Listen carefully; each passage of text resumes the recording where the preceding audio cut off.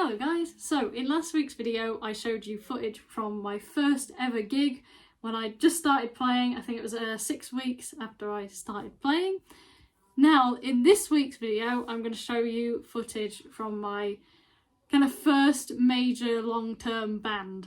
So I was 14 when I joined this band and I left when I was 18, or maybe 19, but I'm pretty sure 18. So I really did a lot of growing. This was my formative years and this really pushed my playing and kind of did a lot to shape the way that I play now and influenced me in quite a lot of different ways. So I'm thankfully, again, I've got quite a bit of footage from this band that I can show you, and hopefully this will show the progression of when I first kind of really started to move on stage, how I got the confidence, and kind of how my playing improved, and also kind of where I ended up and how my playing evolved even in the time I was in that band, and how I evolved as a person as well, because obviously 14 to 18 you do quite a lot of growing up and evolving mentally and playing wise in that space of time. So this was a really important time period for me playing wise, in terms of going from being like a beginner to really starting to get to grips, playing loads of gigs, performing on stage, coordinating all of this, and kind of learning who I was as a player as well, and writing original stuff too. You'll never learn if you don't try. You'll never know if you don't step aside. Living in your comfort zone, nothing ever changes.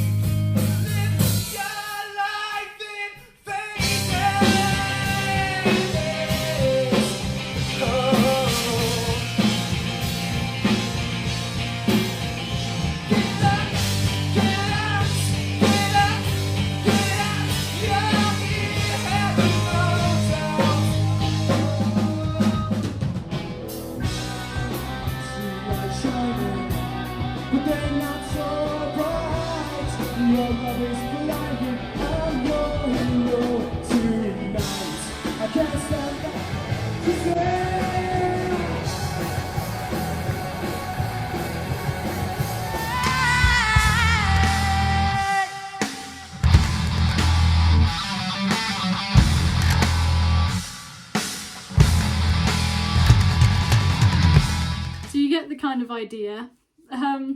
So how I kind of first started moving on stage, again I did go into this slightly in the last video, but I wanted to go more in depth with it in the hopes that it might help someone else out there if you're just kind of on this same trajectory right now and you're at this point on your journey. As far as moving on stage goes, I'm an extremely anxious person and I always have been, but I kind of, obviously on stage I come across as uber confident and kind of like a totally different person, but I don't choreograph anything that I do on stage. I literally just move how I feel, and that is a genuine part of me, so it's not put on to be a kind of act or anything like that. Obviously it's great to be entertaining, but it's still a genuine part of me that I really feel. And then obviously the quieter side of me is still a genuine part, but I see them both as just things that different ways that I express myself basically, and different environments. But how I really started to move on stage was, it was actually seeing Slipknot for the first time that really gave me the confidence to kind of think about even starting to move on stage. When I saw them first, I thought, yeah, I really, really am desperate to move on stage. But the thing that was holding me back was that I was thinking, well, I haven't moved on stage up to this point, so they're going to see that and they're going to go, she moved on stage, and they're going to make a huge deal out of it. And being a really shy person and quite private in that sense, I really didn't want anyone to make a big deal out of it. I wanted them to just kind of like go, yeah, cool, that was a great performance. So I thought if I just suddenly move, like I couldn't get over this block for a while And it was seeing Slipknot live that really kind of gave me that final push. But how I started was I just brought things in gradually. So it wasn't a huge shock to anyone. So no one was kind of going, oh my god, she moved. It was kind of like you moved slightly, that's pretty cool. And it kind of lessened the impact for me as well. But I kind of started first, obviously because it was primarily metal, kind of just like moving my head a bit more than normal, because before I was very kind of small movements, and then I started the head flick because I felt that, and then the movements kind of just got bigger and bigger, and my stage presence grew as my movements grew, and I learned and kind of got more comfortable with fully expressing that part of myself. And the other thing was, obviously, playing and coordinating what you're feeling when you move can be a bit tricky as well. Especially like prog stuff where you got different time signatures and fiddly riffs going on. It's quite tricky, especially if you're not used to moving and playing. It's quite a challenge. So doing those little small movements, starting small, playing, adding on maybe a slightly bit more movement and still playing the same stuff, it broke it in gently, in that it wasn't like one day I was playing the riff deadly still, and the next day I was like moving all over the place, suddenly able to play these riffs and coordinating it all. It really was a gradual movement. And the same kind of thing was with my nerves for going on stage as well. Again, I go into detail in this on my first ever gig and how I kind of played that. But as I was explaining in that, just to paraphrase, the very first step is always the hardest, and that's really the one that you've just kind of got to push through and just do it. And just remember that whatever happens, even if the worst thing possible happens, it just doesn't matter. You can always move past that, and in a year's time it becomes irrelevant anyway. It really doesn't matter what happens. So you've really just got to take that first step. But every time you do it, you get a bit more confident in your ability to do it, and so you're able to express yourself a bit more, and you get more used to it. You get used to kind of how you deal with things. Same with if things go wrong. Every time something goes wrong, it's a great learning curve. You've kind of got to look at it that way. It happens to everyone. Everyone has bad gigs, everyone has technical issues, everyone has mistakes that they make on stage, and it's such an important thing to learn. It's really important that that happens. It's a great learning curve, and the more times it happens, the more you learn how to deal with it, and the less scary it gets when it does happen, and the more efficient you get at kind of dealing with it or just kind of brushing it off. So it's the same with moving on stage. The more you do it, the more used to playing and doing it you get, the more confident you get, the more you can start to move and kind of express yourself. So that's really how I kind of started moving the way I do, and how I ended up how I was in the clip that you've just seen. And obviously I'm always evolving as well, like both playing wise and how I move too, because I move differently depending on the genre, because I just move how I feel. I don't choreograph. It's whatever the song makes me feel. So of course it's going to evolve and kind of change depending on the genre, because I'm at different places in my life. I evolve as a person, and different genres feel a different way, different songs feel different. So don't be afraid to like move a bit differently. You know, you don't have to think, right, well I've always done that, so I must stay as that in my comfort zone, and so I can't stray away from that because people won't like it. Just go for it, just move how you feel. But I'll show you some more clips of kind of like some of the earlier gigs, as long as I can find some. I'll find the earliest one I can, and then I will go through kind of gig by gig, the kind of biggest progressions you can see.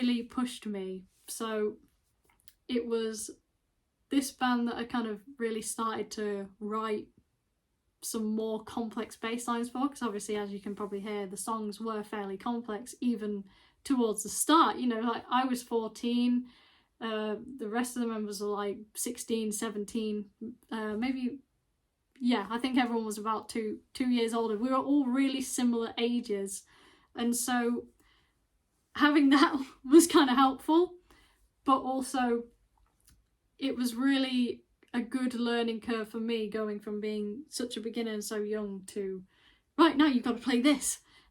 And I really attribute a lot of my kind of ability to, one, pick things up really quickly now, because back then it was kind of like, it really taught me to kind of handle going, oh, look at this complex riff, and to really be able to kind of learn to break it down quickly and pick it up. Which again is a very valuable thing to learn. It also improved my ear, because obviously when you're writing songs there's no tabs or anything like that. So just kind of learning what the other person had done. Also where to leave space and where not to, because again it's a genre that you can fall into the trap of it becoming messy because it's quite complex. So it was a really big learning curve again to kind of learn how to go, I don't need to play there, or I don't need to follow the guitar there, I need to simplify this, but here I need to make it really big, or I need to make it really complex to complement what's going on. It was a great learning curve for actually doing that and finding my own and finding where I sit and learning where I should sit as well. And being allowed the space and the freedom to do that by the other members, it was great.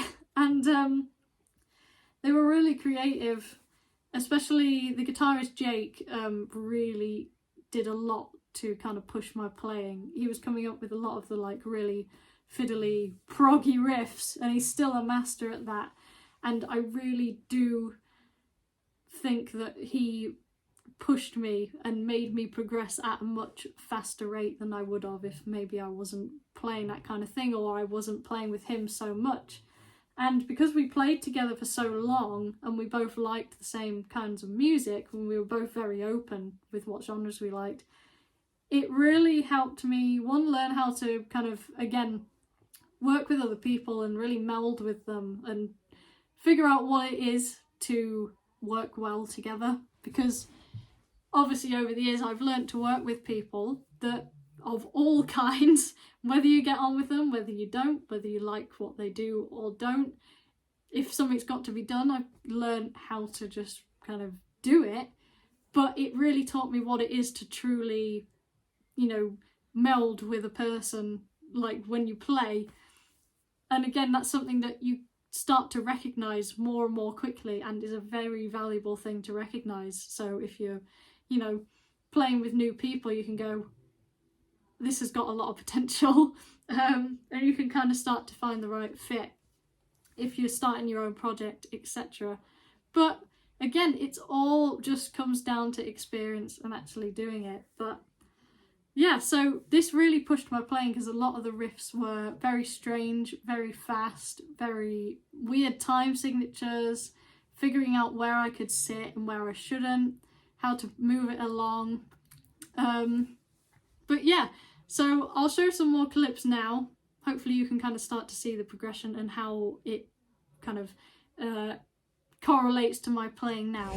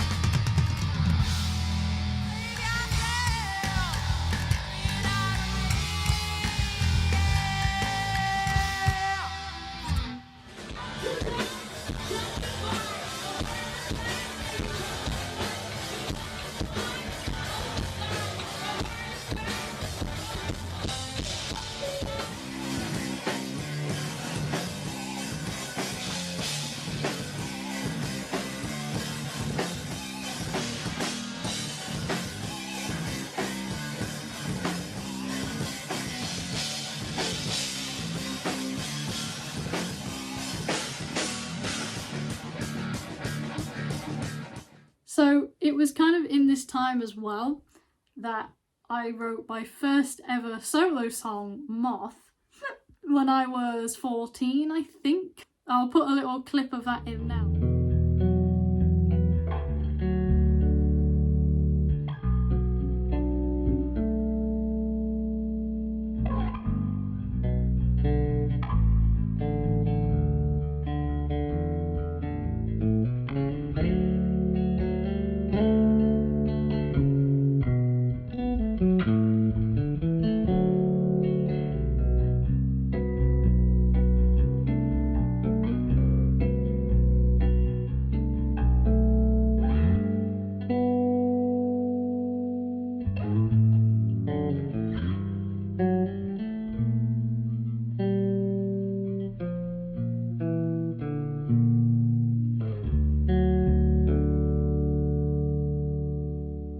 Again, it's so important to play with other people of all styles and just gain as much knowledge as you can from as many different people, because I really think I wouldn't have written that song if I wasn't playing with the people I was. There's such a mix of genres in there, but it's kind of a good sense of the progression of, even when I was playing outside of these bands and outside of the teachers, kind of how I really started to come into my own and join all these different elements together. And again, you can hear a lot of that in my playing now. Obviously, I am a massive fan of melodic bass, and I'm actually going to be doing a video on why I play bass the way I do, because obviously being a bass player with so many pedals, you get a lot of people going, why do you need that many pedals? You're a bass, just play the bass like a bass. And it's like, yeah, it's all well and good doing that. I love to do that, but it's also an instrument and it makes music. And I like being able to explore what it can do and the absolute limits of that. So I'll be doing a video going more in depth of why I play the way I do in that sense. But yeah, hopefully this has given kind of a good indicator of the progression. And I hope that upon seeing what I do now, both solo stuff and in other bands, and hopefully my own upcoming project, which is going to be quite a heavy progressive band, finally metal band again. Obviously still doing the trio. I can't say too much about who's in the band yet because it's all secret and the music is very secret right now, but more will be revealed, and I think that you will see a lot of similarities of like, that's where that aspect of playing came from, because I've been noticing it myself lately. But yeah, I hope this has been interesting. I hope it's been helpful if you're at this point in your journey as well. Again, you can learn something from everyone, whether they've been playing longer or shorter amount of time than you. Everyone has a different take on things, so just get as much information from as many different sources as you can and form your own opinions, find yourself as a musician. But yeah, that was really what kind of pushed me and made me play the way I do now. There was a lot of kind of gigs. That band also taught me how to deal with many other stressful situations, as you can imagine. Bands aren't always smooth, sadly. I wish they were. But again, that is a very valuable experience to learn, and it will stand you in good stead for the future, and you'll learn how to deal with all sorts of different people, as I did. But yeah, so I'm really looking forward to showing you what I've got in store now, and I'm looking forward to hearing kind of any of your thoughts on this, if you got any opinions and 2 cents to add in with anything that might help someone, or just you want to share your own experiences.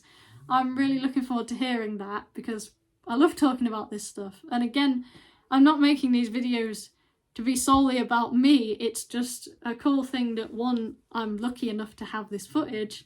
2, it's cool to, even for me, to look back and see the progression and try and link things and go, that's where that came from, and that's at what point that started to happen and why. And also because I'm able to make these videos. However, next week I'm hoping, or going to plan, that the Warwick bass demo will finally be out. So I'm hoping to be able to film in the actual video room I had at home after the flood. Hoping to clear that out and actually be able to film in there again. And then the first port of call is absolutely the Warwick bass. I've waited so long to demo that bass, so all being well, that's next. But we'll see, and I can't wait to hear what that bass comes out with.